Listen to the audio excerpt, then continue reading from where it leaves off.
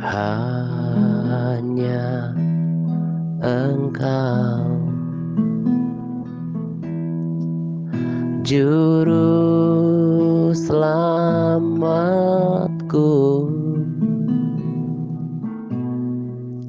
Tuhan, Kau setia padaku.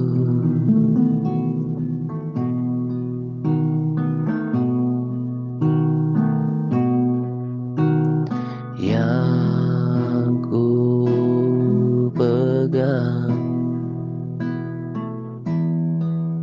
hanya janji-Mu,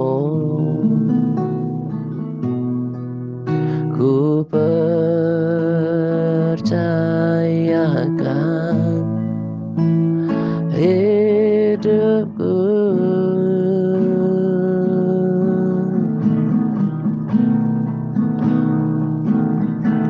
Ku sembah Kau Allahku, Bapa dan sahabatku,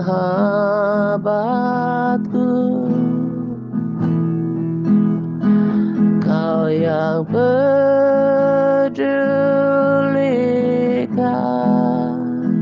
seluruh hidupku.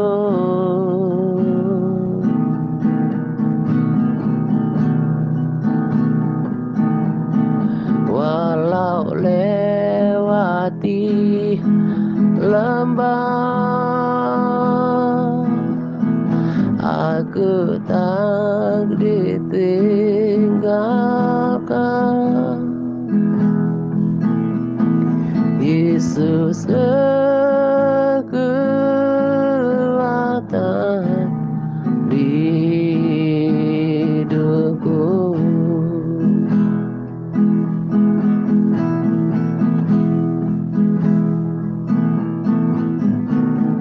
Hanya Engkau Juru selamatku,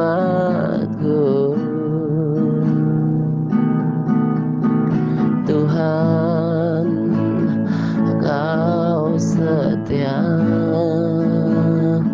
padaku.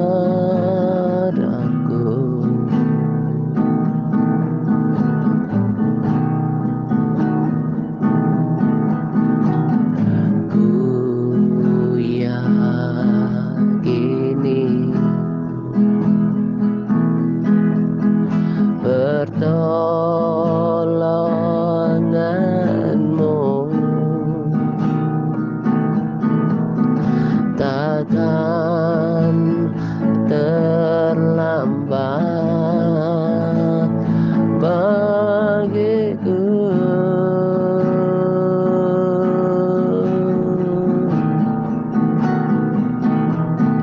Ku sembah Kau Allahku,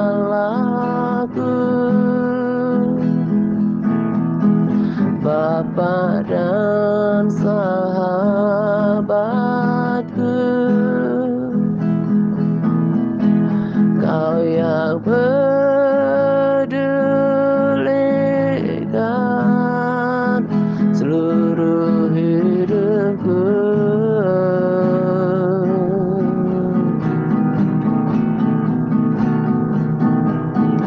Walau lewati lembah,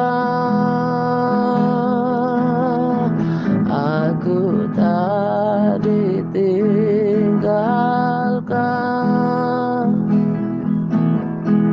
Yesus kekuatan hidupku.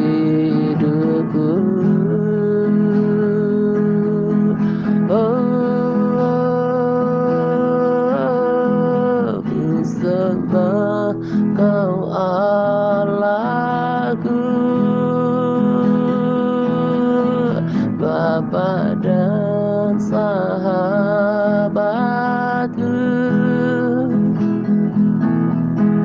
Kau yang peduli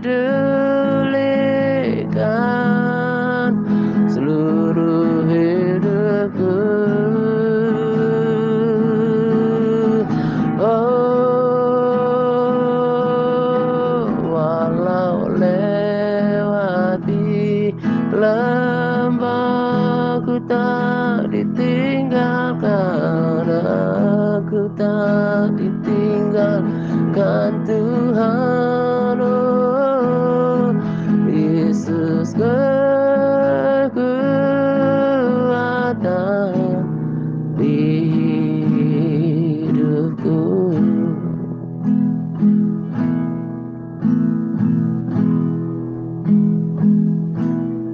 Ku sembah Kau Allahku, Bapa dan sahabatku.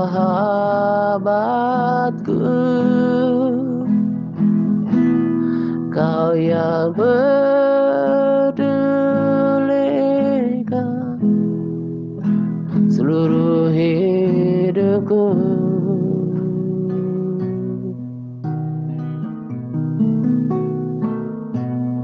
Saat lewati lembah, aku tak ditinggalkan. Yesus kekuatan di hidupku.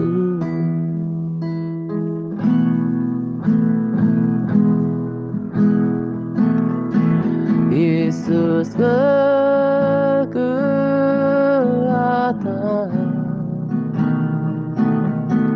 Yesus kekuatan,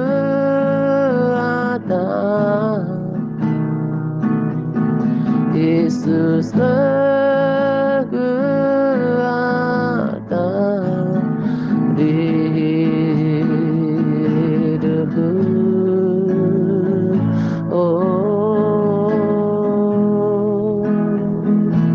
Aku tak pernah ditinggalkan Tuhan.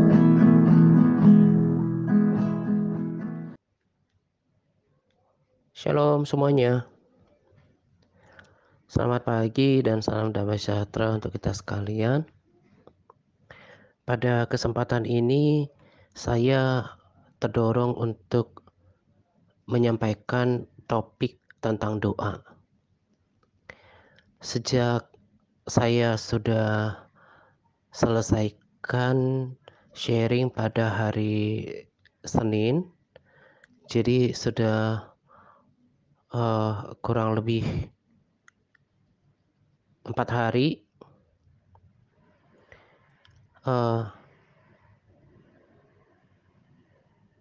Tema ini yang terdorong kuat ya di dalam hati saya untuk disampaikan. Saya sangat percaya bahwa semua itu dikerjakan oleh Roh Kudus yang terus memimpin diri saya dalam melayani sampai sejauh ini. Dan saya bisa memahami apa yang menjadi beban sharing di dalam diri saya ini, di dalam hati saya ini, itu tidak terlepas dari tekanan yang kita alami saat ini, khususnya yang ada di Indonesia gitu. Aturan yang dibuat oleh pemerintah, PPKM, yang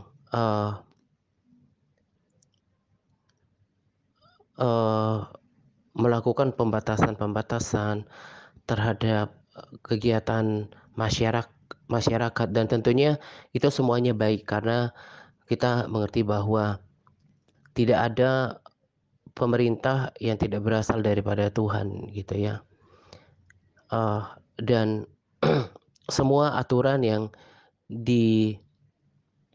ditetapkan oleh pemerintah itu saya percaya atas izin Tuhan gitu. Jadi gak ada yang salah dengan itu.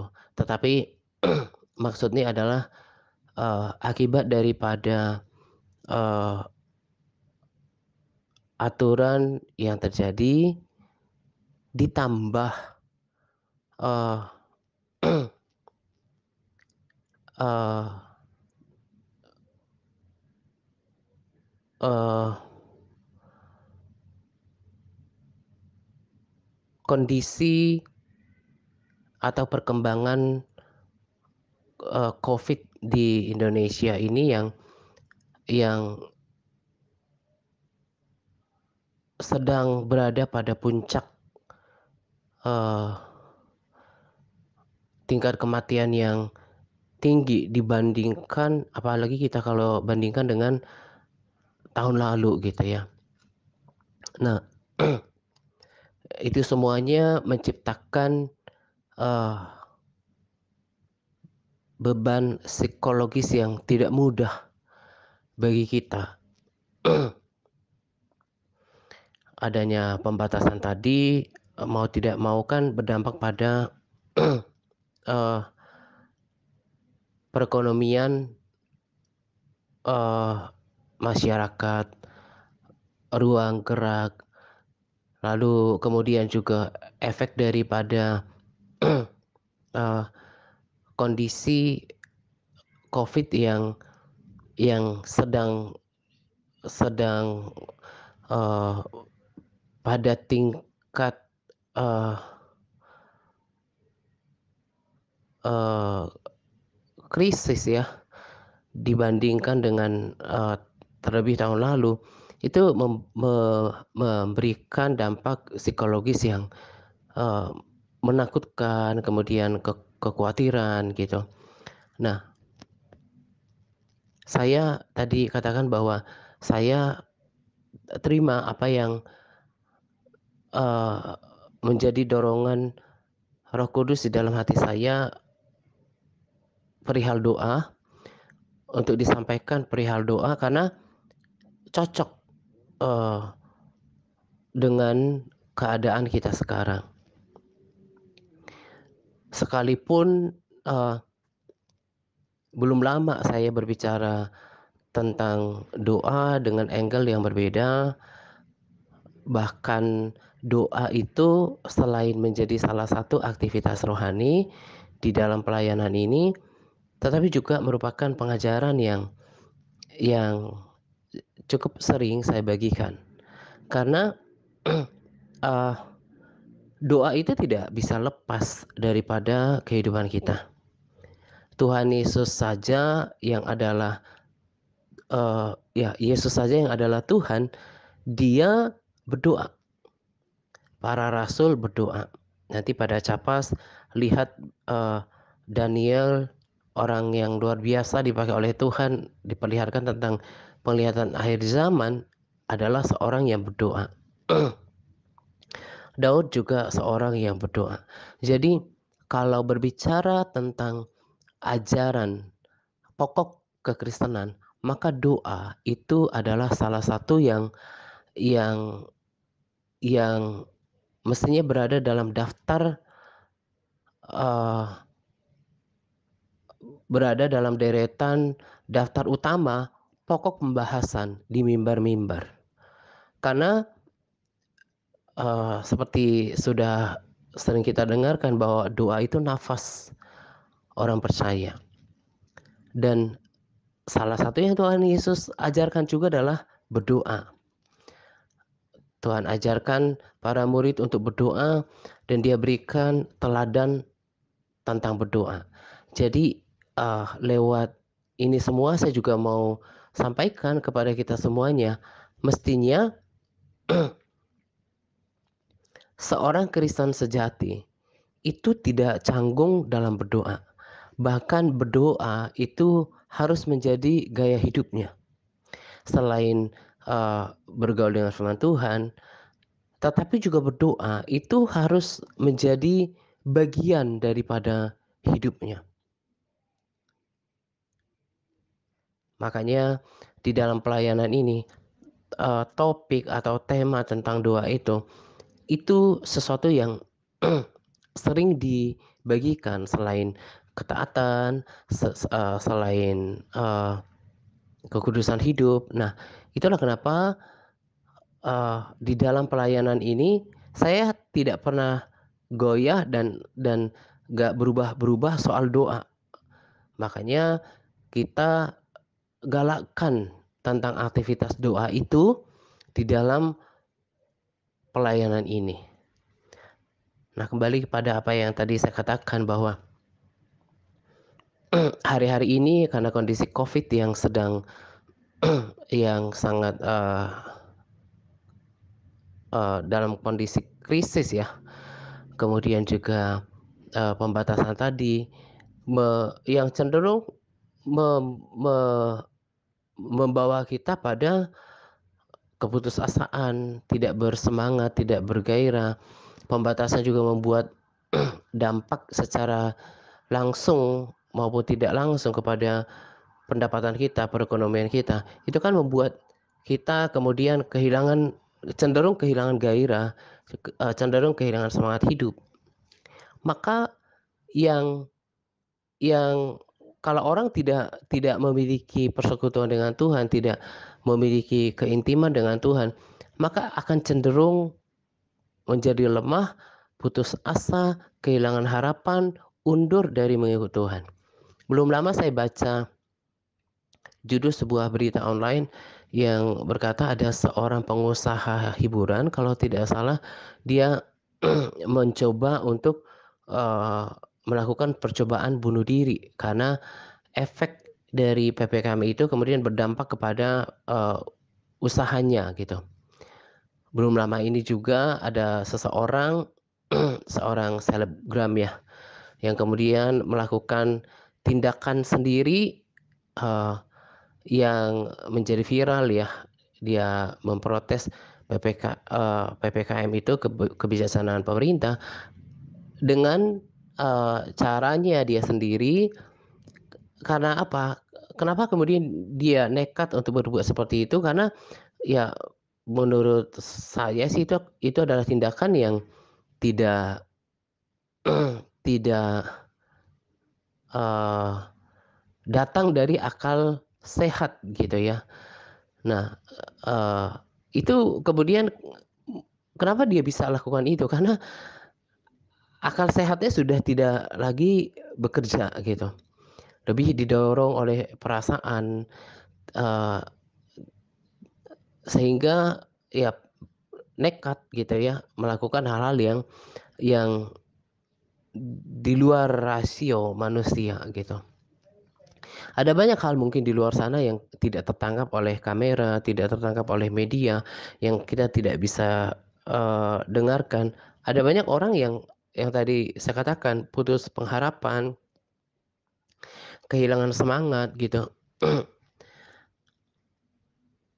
Tetapi satu yang saya mau katakan terkait dengan tema ini adalah bahwa kalau seseorang mengenal Tuhannya, memiliki persekutuan dengan Tuhan, maka hal-hal yang terjadi di dunia ini tidak akan mungkin mempengaruhi mood-nya, suasana hatinya, sikap dan perilakunya. Saya tidak sedang menyombongkan diri, tetapi ini adalah kesaksian hidup saya bahwa apa yang terjadi di Indonesia Indonesia saat ini, di sekeliling saya, di sekitar saya, di dalam zaman di mana saya hidup saat ini, itu tidak akan pernah mempengaruhi semangat hidup saya, sukacita saya, tujuan hidup saya, eee, tidak akan mempengaruhi, eee, tindakan saya kepada tindakan yang negatif. Karena saya, eee, menjalankan kehidupan saya itu selain karena persekutuan dengan Tuhan gitu ya, tetapi didasarkan kepada, eee, pengharapan dan janji Tuhan yang saya terima di dalam firman Tuhan. Saya sangat mengerti bahwa hidup ini sementara. Bahkan apapun yang terjadi sekarang, ya walaupun katakan Covid ini akan berlangsung, lama gitu ya, tapi ya tetap itu juga akan sementara gitu. Dikategorikan sebagai sesuatu yang sementara.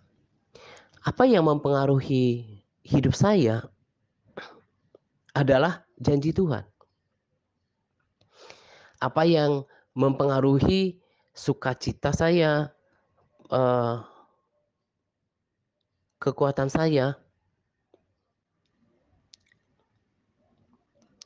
apa yang mempengaruhi sukacita saya, kekuatan saya, suasana hati saya, itu semuanya selain dari yang tadi saya katakan, persekutuan saya dengan Tuhan, persekutuan saya yang membawa sukacita, memperbaharui kekuatan, eee, kemudian membawa damai sejahtera, tetapi juga saya biarkan kebenaran firman Tuhan, janji-janji Tuhan, pengharapan Tuhan me me mendikte ya, eee, me me mengatur, memimpin, menuntun, mengawal seluruh gerak hidup saya, perilaku saya, apa yang saya pikirkan, kemudian apa yang saya lakukan. Jadi orang kalau mengenal Tuhan yang hidup dan tinggal di dalam firman serta persekutuannya, apa yang terjadi sekarang tidak akan mempengaruhi pola hidupnya, perilakunya. Kenapa saya begitu berani mengatakan seperti itu? Karena itu adalah kesaksian hidup saya. Eee eee, keadaan dunia, keadaan sekitar saya boleh bergejolak, tapi kan saya hidup dalam janji Tuhan. Saya hidup dalam pengharapan di dalam Tuhan. Orang percaya itu akan diperlakukan berbeda oleh Tuhan. Dan orang percaya, yang sungguh percaya dan hidup di dalam Tuhan itu, dia tidak hidup sendiri. Sebab ada Roh Kudus yang menyertai seluruh kehidupannya. Nah, eee, penegasan lewat kesaksian hidup saya inilah yang membuat saya sangat bersemangat untuk membagikan perihal doa ini kepada kita. Tadi saya katakan sudah dari hari Senin ketika saya selesaikan sharing untuk hari Senin, eee, Roh Kudus taruh di dalam diri saya, perihal doa dan saya minta kepada Tuhan, apa yang saya harus sampaikan, benarkah tentang doa, dan itu yang mengisi hati dan pikiran saya. Dan saya terima kemudian, eee, dorongan untuk berbagi tentang doa ini karena, sesuai dengan kondisi sekarang dan diteguhkan dengan, eee, kesaksian hidup saya yang berkata betul bahwa doa itu, eee, merupakan, eee, penopang dari kehidupan saya. Kenapa saya tetap bersukacita, damai sejahtera saya tetap terjaga, saya tidak dikuasai oleh ketakutan. Saya tidak dikuasai oleh kekhawatiran.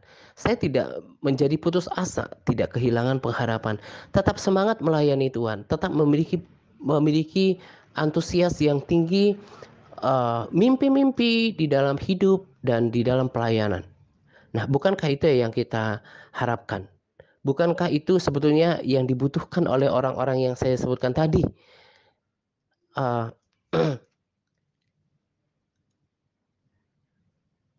yang kemudian, eee, membuat mereka tetap hidup normal gitu ya, maksudnya tidak melakukan tindakan-tindakan yang kurang terpuji tadi.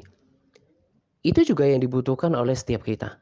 Nah, itulah kenapa saya, eee eee, bersemangat dan punya harapan yang besar ketika para sahabat dan juga saudara atau siapapun yang mendengarkan sharing saya di di di lewat video, entah di grup-grup, Facebook Kristen atau di YouTube kita gitu ya, di channel YouTube kita, eee, menangkap apa yang menjadi pesan penting ini gitu. Karena kalau mau khususnya kita ya, kalau mau bertahan di dalam pelayanan ini, itu sih bukan utamanya, tapi maksudnya supaya tetap bertahan dalam pertandingan iman dan kuat sampai pertandingan iman diselesaikan, entah oleh kematian, entah oleh kedatangan Yesus gitu ya. Kekuatan doa ini harus dimiliki. Saya, mau katakan bahwa pengetahuan teologi ya seseorang, jam terbang pelayanan seseorang, itu tidak cukup untuk membuat dia menjadi pribadi yang kuat dan tangguh di tengah tekanan yang menghimpit. Saya tidak menyebut, eee, orang tertentu, tetapi saya sangat yakin bahkan rohaniawan pun, eee,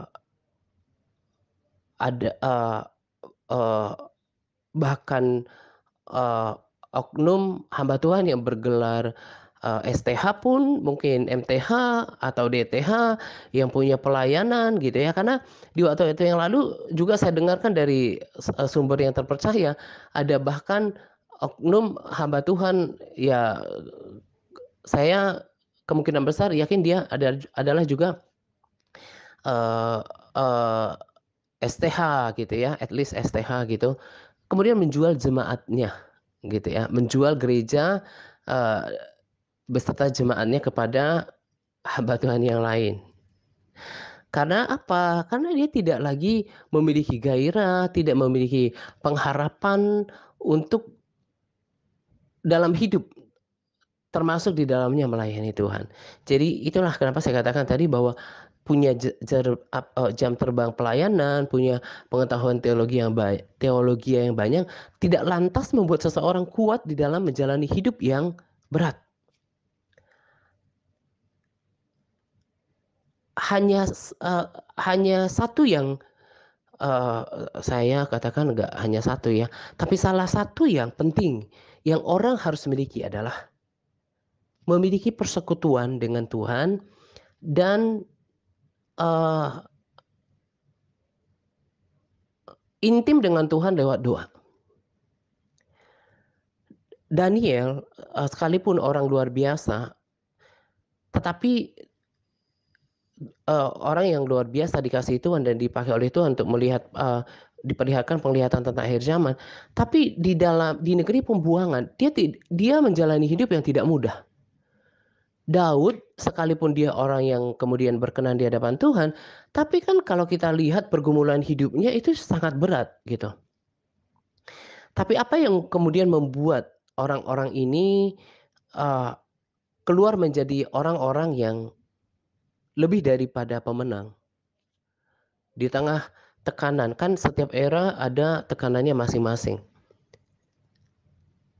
Dari banyak hal, ya kalau Daud, dia orang yang suka dengan Taurat Tuhan gitu ya, itu yang khas, kemudian juga, yang melekat pada dirinya. Kalau Daniel itu seorang yang punya integritas hati. Tapi di dalam diri orang-orang yang luar biasa ini, lihat pada Campas, mereka adalah orang atau pribadi yang berdoa. Tadi saya katakan bahwa sekalipun oknum hamba Tuhan atau pelayan Tuhan itu sudah memiliki gelar yang banyak tentang teologi ya, punya jam terbang dalam pelayanan, bahkan menggembalakan sebuah gereja lokal, seperti yang tadi saya katakan ada oknum hamba Tuhan yang, eee, menjual gereja dan beserta jemaatnya kepada hamba Tuhan yang lain, dan itu saya dengarkan dari, oknum hamba Tuhan yang bisa dipercaya, eee eee, omongannya gitu ya. Itu bisa lemah di antara tekanan. Satu jawaban yang saya percaya. Kenapa saya katakan satu jawaban yang saya percaya, karena saya punya saya hidupi dan saya punya kesaksian tentang jawaban tadi. Adalah bahwa orang-orang ini, orang yang berputus asa, yang kemudian menjadi kehilangan pengharapan, ketakutan, kekhawatiran yang berlebih, kehilangan semangat hidup.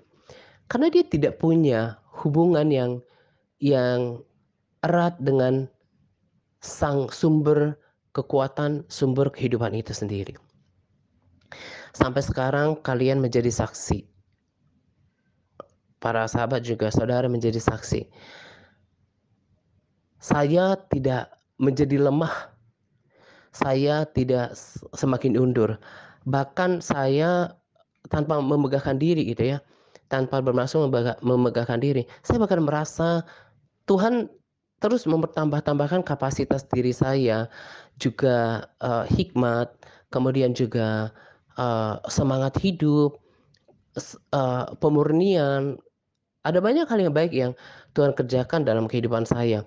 Saya tetap bersemangat kan untuk melayani, untuk berbagi sharing gitu, melakukan semuanya tanpa rasa beban.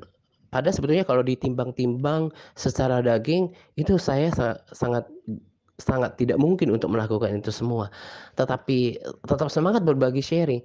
Itu semuanya selain dari firman Tuhan, tapi yang bahkan di atas firman Tuhan saya bisa katakan adalah doa-doa saya dengan Tuhan. Persekutuan saya, doa-doa saya kepada Tuhan, persekutuan pribadi saya dengan Tuhan yang saya tidak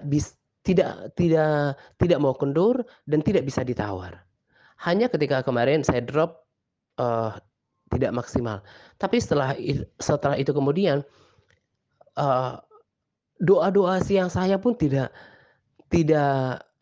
uh, tidak jarang mengundang hadirat Tuhan yang sangat kuat gitu ya. Saya bisa berdoa kurang lebih 2 jam, 1,5 jam, saya menikmati hadirat Tuhan. Saya berdoa dalam bahasa roh, saya memuji menyembah Tuhan, dan saya menjadi pribadi yang kuat, yang tangguh, dan seolah tidak berdampak dengan tekanan yang ada. Karena apa? Sumber kekuatan saya bukan lagi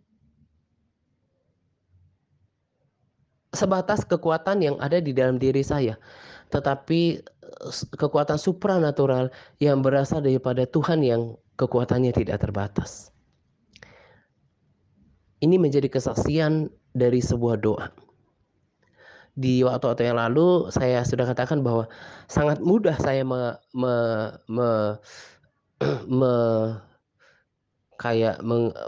apa ya, track atau uh, mengidentifikasi atau mengetahui kenapa seseorang kemudian menjadi lemah dalam mengikut Tuhan. Hubungannya sama Tuhan itu nggak lancar. Persekutuannya sama Tuhan itu tidak berjalan baik. Dia tidak memiliki jam-jam doa yang teratur. Nah, sebelum saya lanjutkan sharing tentang doa ini, saya mau katakan kepada kita bahwa sejatinya berdoa itu bukan sekedar menyampaikan permohonan, minta perlindungan, penyertaan, berkat. Tidak ada yang salah dengan semuanya itu. Tetapi doa yang saya bahkan katakan Tuhan kehendaki adalah doa yang dimana ketika kita melakukan aktivitas doa ini, kita kita memiliki uh, uh, memiliki sikap, memiliki pemahaman bahwa kita berdoa itu bukan cuma menyampaikan permohonan semata gitu ya, atau doa malam gitu misalnya dengan uh, kalau dengan kalau yang rame-rame sih ya kecenderungan uh, kayak ada protokolnya ya, habis nanti memuji Tuhan, berdoa, amin gitu. Tapi kalau kalau dalam doa-doa pribadi, yang saya percaya Tuhan menghendaki kita bukan saja menyampaikan permohonan-permohonan, tapi seperti Amos 5 ayat 4 katakan, sebab beginilah firman Tuhan kepada kaum Israel, carilah aku, maka kamu akan hidup. Jadi dari praktek doa saya pun dan dari kesaksian Daud pun, Daud kalau dia berdoa, memuji, menyembah Tuhan, dari kata-katanya dalam Mazmur, dia tidak hanya berseru-seru kepada Tuhan, tidak hanya menyampaikan permohonan, Tapi menanti-nantikan Tuhan, itu berarti menyediakan waktu untuk berdiam diri di hadirat Tuhan. Kalau masih ingat para sahabat setia, perkataan saya di waktu yang lalu bahwa saya pernah katakan bahwa jangan mengira bahwa berdiam diri itu sesuatu, berdiam diri itu seperti tindakan menyia-nyiakan waktu. Jangan berpikir bahwa kalau kita berdiam diri di hadirat Tuhan itu sesuatu yang, eee, tidak berguna gitu.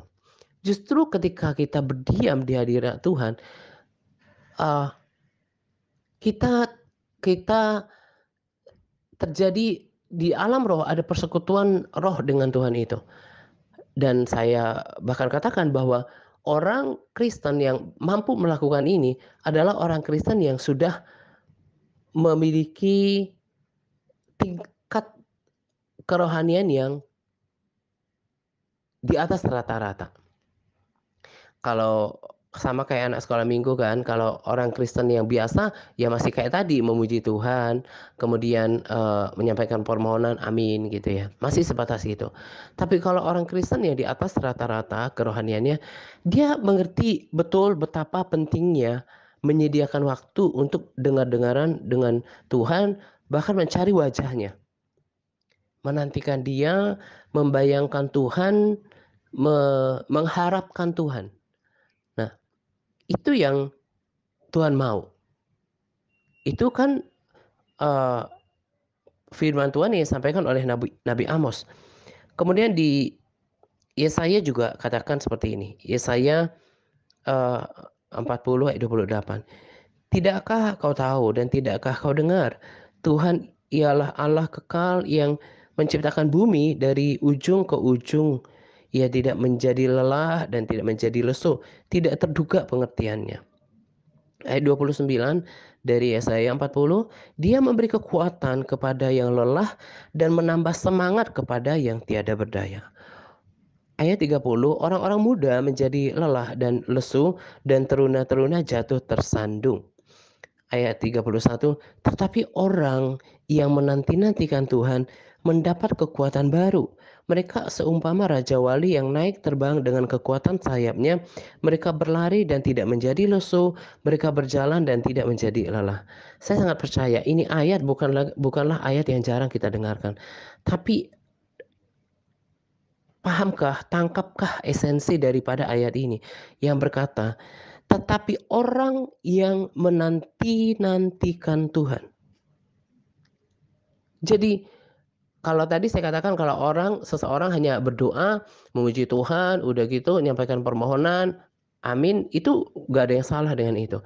Tapi untuk kemudian orang merasakan ada restoring, restore, jiwanya, renew their strength, eee, diperbarui kekuatannya, restore their minds, their soul, eee eee, pikiran mereka, jiwa mereka, itu harus harus melewati proses yang namanya menanti-nantikan Tuhan, mencari wajah Tuhan. Jadi berdiam diri di hadirat Tuhan. Itu yang banyak saya lakukan, terutama ketika pagi hari. Ketika pagi hari, paling cepat itu 30 menit. Rata-rata 45 menit, bahkan sampai 1 jam, saya duduk kayak kayak seperti Daud katakan, "Tetapi seperti hewan aku duduk di dekatmu." Nah, jadi ini, eee, sorry mungkin nggak terlalu tepat ya, tapi saya ilustrasikan seperti, eee, hewan peliharaan yang yang dekat dengan tuannya gitu. Itu kan yang Daud katakan, "Tetapi seperti hewan aku di dekatmu, menanti-nantikan Tuhan," itu bisa memfokuskan diri, memfokuskan hatinya, nggak ngantuk, tapi tetap menyala dan merasakan kebersamaan dengan Tuhan, disitulah terjadi yang namanya, eee, pembaharuan kekuatan di dalam batin kita, di dalam roh kita, dan jiwa kita. Nah, ini yang perlu dilakukan.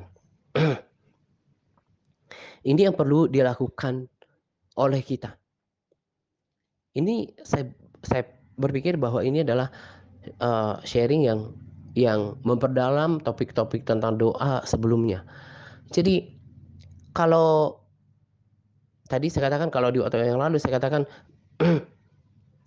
saya dengan mudah mengetahui kenapa seseorang undur dari mengikut Tuhan, tidak semangat lagi melakukan semuanya, pasti kehidupan doanya nggak sehat. Nah, salah satu contoh praktik doa yang tidak sehat adalah tidak ada, masa waktu yang dialokasikan untuk mencari Tuhan, untuk mengharapkan Tuhan, untuk menanti-nantikan Tuhan. Tadi kan saya sudah, eee eee, katakan bahwa Daud mengalami pergumulan hidup yang tidak ringan, bahkan cenderung sangat berat. Tapi dia keluar bahkan lebih daripada seorang pemenang. Karena dia orang yang menanti-nantikan Tuhan. Dia menanti-nantikan Tuhan lebih daripada penjaga, gitu ya. Saya juga punya kesaksian hidup. Kenapa saya kuat sampai sekarang? Ada satu hal yang saya tidak pernah lewatkan dari kehidupan saya. Selain berdoa gitu ya, selain, tekun, ber-PPW, pagi, malam, hanya jarang saya lewatkan siang. Itu kalau ada hal-hal yang saya memang nggak bisa, eee eee elakkan gitu ya. Selain itu, hal yang saya rutin lakukan adalah di pagi hari yang saya katakan tadi, minimal 30 menit, 45 menit, sampai 1 jam. Saya duduk di hadirat Tuhan, saya menikmati hadirat-Nya. Nah, dan saya nggak tahu bagaimana prosesnya, tapi itu setelah itu kemudian damai sejahtera saya penuh.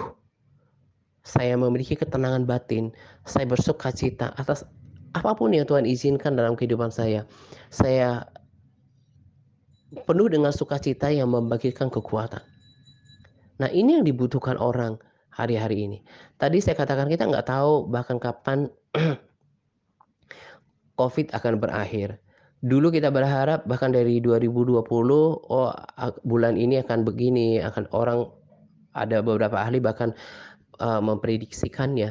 Tetapi apa yang terjadi sekarang adalah di luar dari apa yang kita duga. Dan, eee, setiap kita berharap yang terbaik di hari yang akan datang, tapi kita kan tidak tahu, Tuhan yang punya kuasa.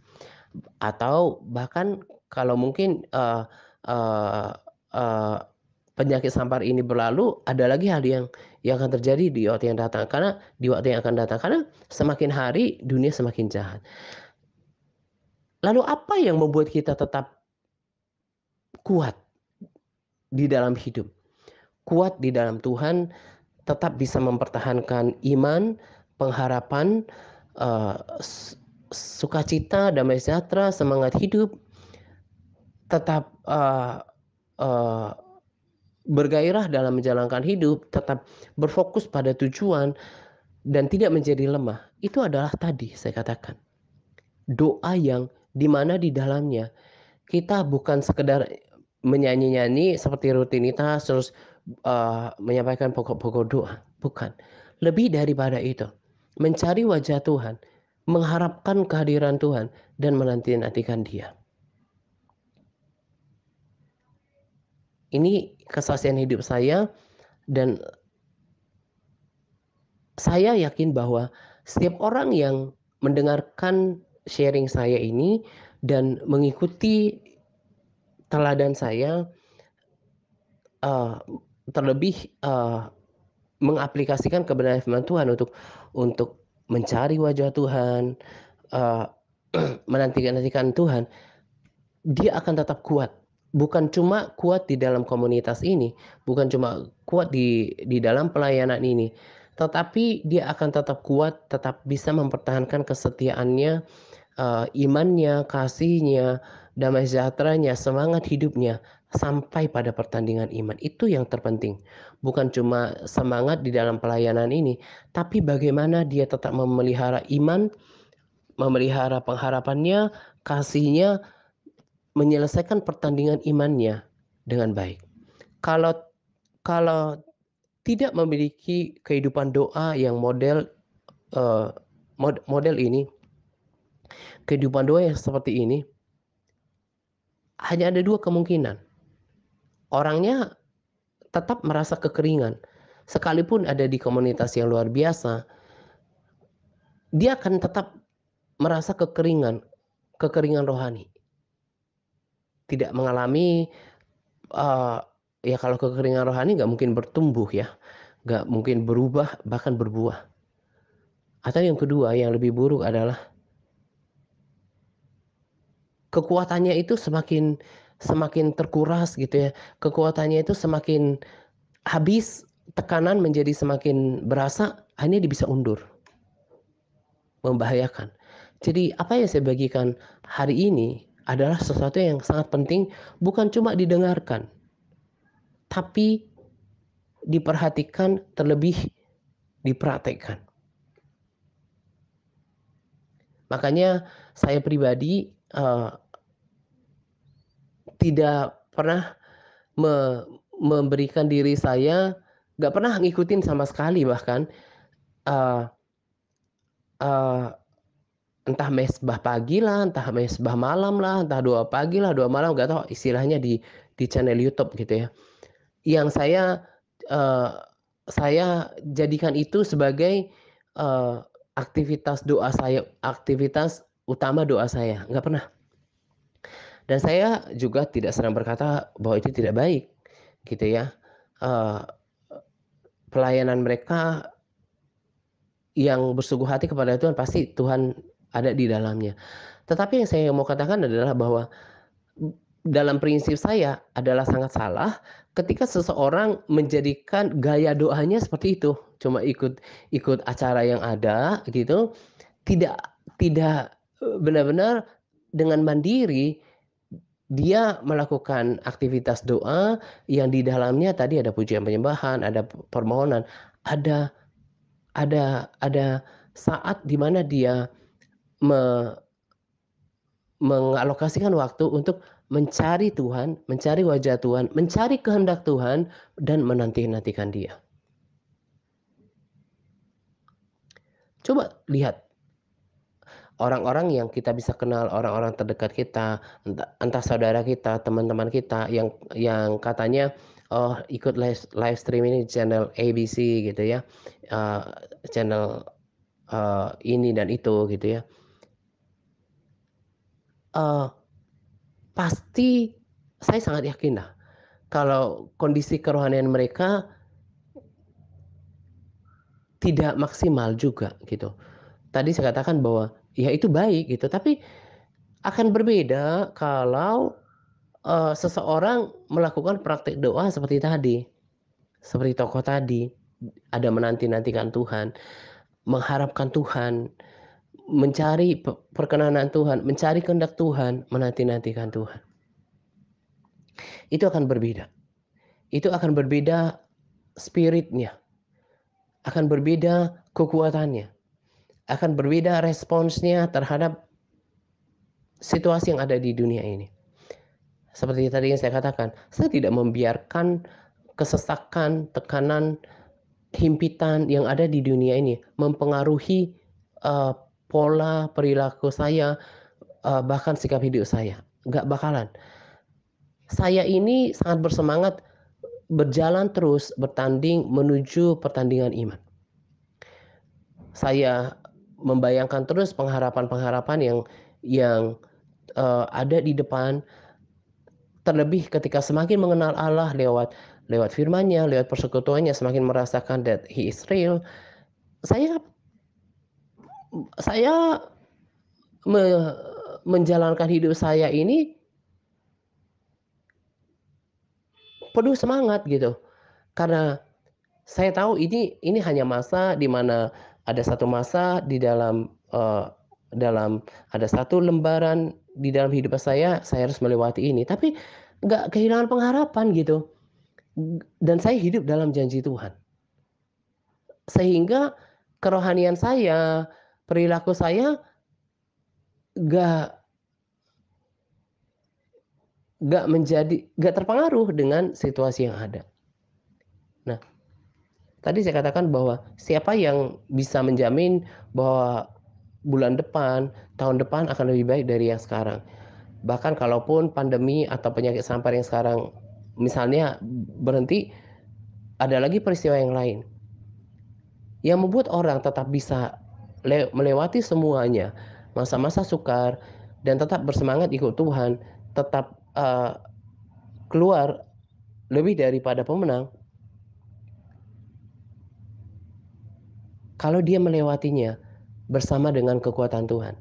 Dan kekuatan Tuhan yang terjadi seperti yang tadi saya bacakan ayatnya, itu hanya terjadi kalau seseorang memiliki kedekatan dengan Tuhan, kedekatan batin, persekutuan yang intim, pergaulan yang karib dengan Tuhan lewat doa-doanya. Yang di dalamnya itu ada kesukaan di dalam diri orang itu untuk mencari wajah Tuhan, mencari kehendaknya, menanti-nantikan Tuhan, suka duduk di hadirat Tuhan. Itu bahkan bagi saya adalah momen yang yang terpenting dalam doa saya.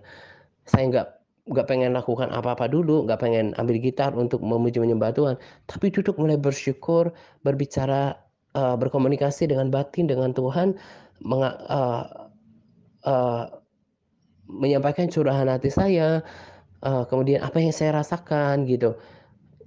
Betul-betul bergaul dengan Tuhan itu sendiri. Dan saya selalu dapat upah ketika saya menghampiri Tuhan. Sukacitanya terus terjaga, damai sejahteranya, kekuatannya, pengharapannya, tetap bergairah melakukan semuanya.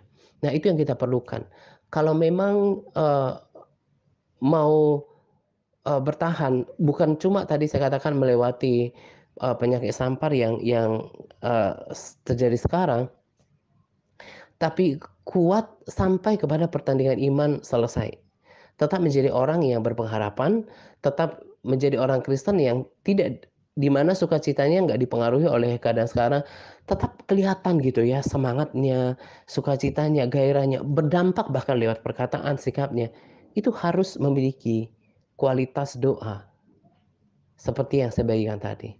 Di mana doa-doanya itu aktivitas doanya itu tidak hanya memuji Tuhan, tidak hanya, menyampaikan pokok-pokok doa, menyampaikan permohonan, tapi mencari wajah Tuhan, mencari kehendak Tuhan, bahkan menanti-nantikan Tuhan. Seperti punya prime time sendiri untuk selalu duduk di hadirat Tuhan. Karena itu yang Tuhan katakan, "Cari aku, maka kamu akan hidup, akan bersemangat, akan hidup bukan cuma hidup secara fisik, tapi hidup secara roh. Hidup jiwanya itu juga hidup, penuh pengharapan, sukacita, dan semangat hidup." Saya sangat percaya Tuhan suka yang umatnya yang seperti ini. Bukan yang lemah, bukan yang putus asa, bukan yang takut, bukan yang kekhawatiran, kemudian bukan yang kehilangan semangat, bukan yang seperti itu. Bagaimana mau keluar sebagai seorang yang pemenang kalau seperti itu? Bagaimana kan berdampak, mempengaruhi orang lain kalau dirinya sendiri juga perlu di-recharge? Nggak mungkin kan? Nah, jadi memiliki persekutuan yang erat dengan Tuhan, memiliki, eee aktivitas doa yang senantiasa mencari wajah Tuhan, mencari kehendaknya, menanti-nantikan Tuhan, itu akan membuat kita bisa melewati setiap masa sukar atau himpitan apapun yang Tuhan izinkan terjadi semasa hidup kita, dan bisa keluar sebagai pemenang dan memasuki kerajaan surga. Saya kurang yakin kalau orang yang putus harapan, menjadi bersungut-sungut dalam hidupnya, menjadi nggak percaya kepada Tuhan, itu berkenan di hadapan Tuhan. Saya nggak percaya itu. Harus tetap memelihara cinta kepada Tuhan. Nanti saya bagikan, kalau di waktu yang tepat ada rekomendasi video yang saya baca. Tuhan menghendaki kita hidup dalam kasih mula-mula kepada Dia. Orang yang tetap dalam kasih mula-mula, yaitu bersemangat melakukan semuanya, bersemangat memuji Tuhan, melakukan kehendak Tuhan, bersemangat mencari perkenanan Tuhan, bersemangat bahkan melayani. Orang yang tidak hidup dalam kasih mula-mula itu nanti pada video itu lihat bahwa Tuhan akan menolak orang-orang seperti ini. Menolak orang-orang seperti ini berarti tidak akan diperkenankan masuk dalam kerajaan surga. Jadi jangan menganggap bahwa kekristenan ya nih lagi lemah nih, ini lagi kehilangan pengharapan, takut, dalam ketakutan, kemudian gak terpelihara damai sejahteranya, sukacitanya. Jangan berpikir sikap seseorang yang seperti ini memuliakan apalagi menyenangkan hati Tuhan. Jadi apa yang perlu dilakukan ke depan, eee, adalah memperbaiki aktivitas doanya. Berkali-kali saya katakan di waktu yang lalu bahwa, eee eee, apa yang saya bagikan ini bukan bukan cuma untuk didengarkan, tapi untuk dilakukan. Gak akan bisa merasakan kesaksian seperti yang saya saksikan. Tidak akan bisa merasakan, eee, kesaksian doa saya kalau dirimu tidak melakukannya juga. Tidak bisa mendapatkan rema dari firman Tuhan kalau nggak membaca juga. Demikian juga dengan doa. Kekuatan baru, pengalaman pribadi dengan Tuhan itu tidak akan pernah terjadi kalau tidak dilakukan sendiri. Nah, berarti apa yang saya bagikan hari ini bukan hanya untuk didengarkan, tapi juga untuk dilakukan. Dan saya tambahkan bahwa saya nggak mau munafik untuk katakan bahwa ada loh kalanya di mana saya bahkan baru-baru ini ketika olahraga mungkin agak capek gitu, eee, kalau yang belakangan ini sih bukan bukan capek ya karena saya udah atur pola olahraga saya, tapi sepertinya saya, ketika pagi itu kebanyakan minum kopi gitu ya, saya campur dengan, whey protein yang saya minum. Nah, akhirnya malamnya agak terganggu tidurnya. Nah, ketika jam siangnya saya agak, eee, ngantuk gitu ya berdoanya, tapi saya berusaha untuk lakukan yang terbaik. Biasanya pada siang hari saya lebih banyak mendoakan pokok-pokok doa yang ada gitu, tapi saya belajar untuk, eee melakukan yang terbaik di dalam doa itu. Dan sorenya saya menyadari bahwa, eee, Tuhan tetap menghargai.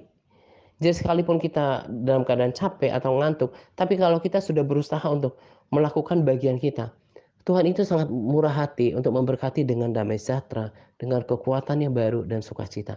Nah, hari demi hari yang terpola, terjaga seperti ini, yang membuat api semangat dalam mengikut Tuhan, dalam mengerjakan keselamatan, mempersiapkan kekekalan, me menyelesaikan pertandingan iman termasuk melayani, itu tetap terjaga di dalam diri saya.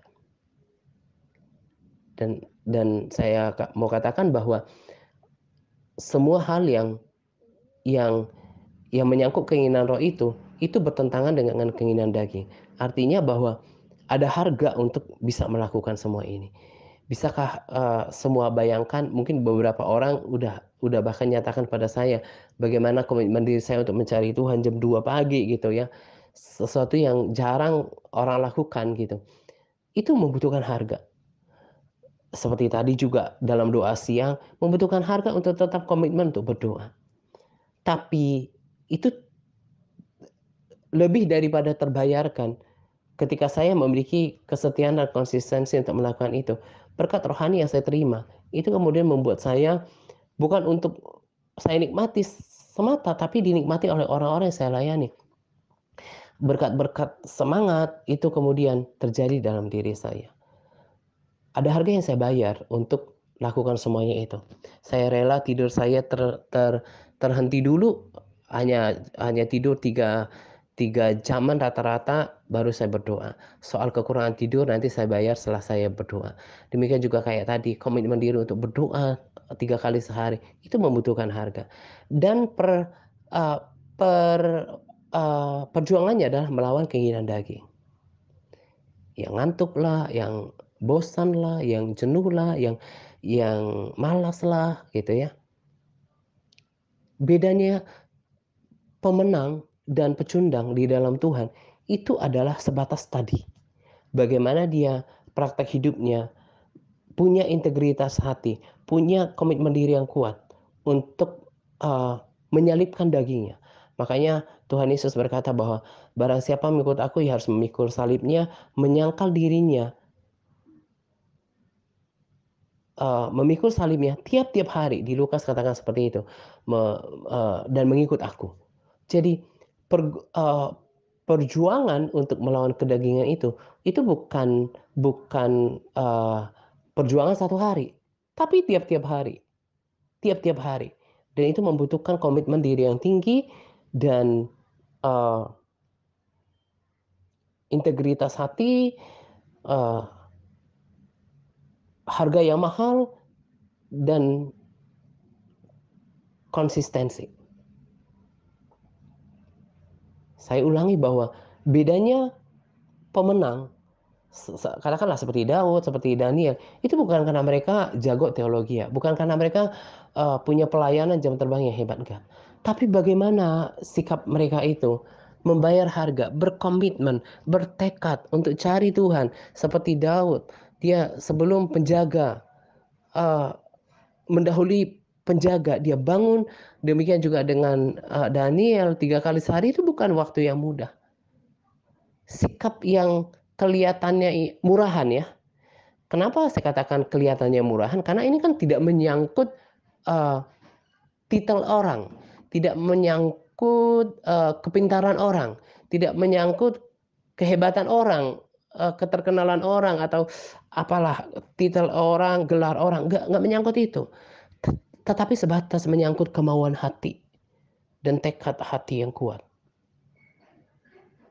untuk melakukan semuanya dengan penuh kerendahan hati, dengan penuh kesungguhan, penuh penundukan diri di hadapan Allah yang maha tinggi, di hadapan Allah yang hidup, dan itu dihargai oleh Tuhan.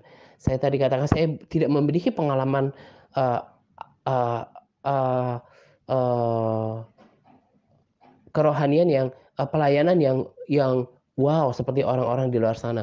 Tidak memiliki juga ilmu teologi yang tinggi. Tidak menggembalakan, belum pernah menggembalakan sebuah gereja lokal. Tapi saya tidak seperti oknum hamba Tuhan yang kemudian menjual gerejanya dan jemaatnya. Saya kemudian sejauh ini oleh kekuatan Roh Kudus saya tidak melakukan tindakan-tindakan yang menyimpang dari hidup saya. Saya tetap kuat melayani Tuhan.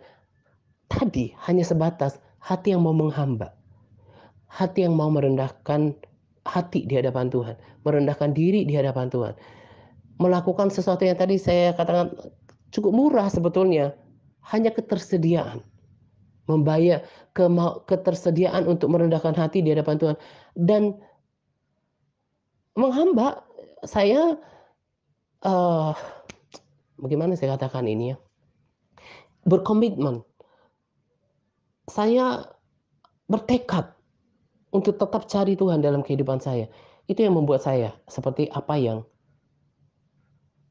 para sahabat dan saudara dengarkan.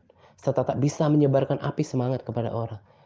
Karena saya terus menimbanya dari sumber kekuatan yang tidak terbatas. Sama seperti pada kesaksian itu kan.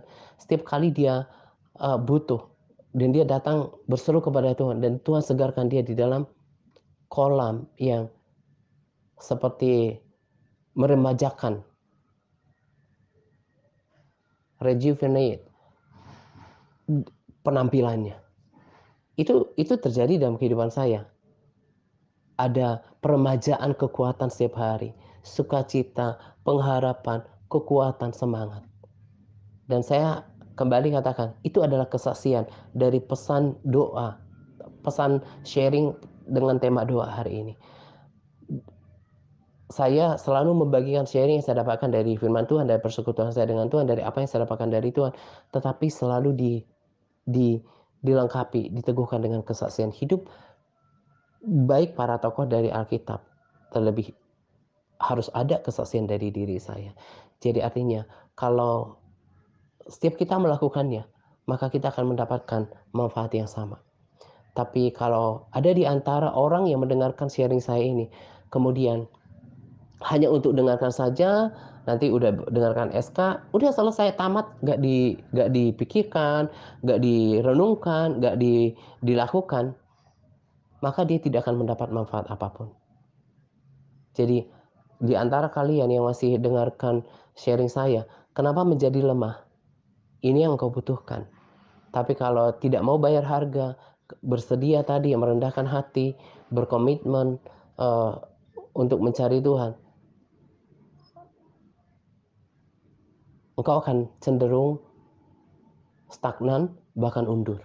Sangat disayangkan karena ini menyangkut keselamatan jiwa, menyangkut kekekalan, menyangkut keberkenanan kita di hadapan Tuhan, menyangkut bagaimana kita akan berprestasi, berdampak di dalam kehidupan ini. Karena semuanya harus bersumber kepada kekuatan Tuhan. Nah, kiranya apa yang saya sampaikan pada kesempatan ini diperhatikan. Saya sudah sampaikan sebagai uh, pembekalan, menjadi perbekalan untuk hari-hari ini dan untuk hari-hari yang akan datang. Kalau memang hatimu memiliki kerendahan hati dan kemudian hati untuk menerima dan melakukannya, kita bukan cuma bersama di dalam pelayanan ini, dan kiranya kita bisa mengakhiri pertandingan iman dengan baik dan nanti ketemu Tuhan dan Tuhan bisa tersenyum menyambut kita karena kita melakukan yang terbaik dan selalu menjalin, membina, membangun persekutuan yang intim dengan Tuhan. Yang kita butuhkan adalah doa yang di dalamnya bukan cuma memuji, menyampaikan permohonan-permohonan kepada Tuhan, tapi mencari wajah Tuhan, mencari kehendak-Nya, bahkan menyediakan waktu menanti-nantikan Tuhan. Nah, ini saja saya mau bagikan pada sharing hari Jumat ini.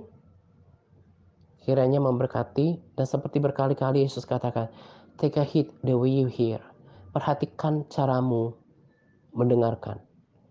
Jadi keberhasilan seseorang itu dari caranya mendengarkan. Cuma dengar, lupa, atau dengar ada tindakan. Saya berharap kita semuanya tidak ada yang bermental murahan di sini gitu ya. Gak siap membayar harga, tidak mengikuti teladan yang saya bagikan gitu ya. Selamat menjelang 2 pagi untuk kita sekalian. Semangat berpuasa kepada all MTRC yang bersemangat dalam berpuasa. Semangat par, Tuhan Yesus memberkati kita senantiasa. Amin.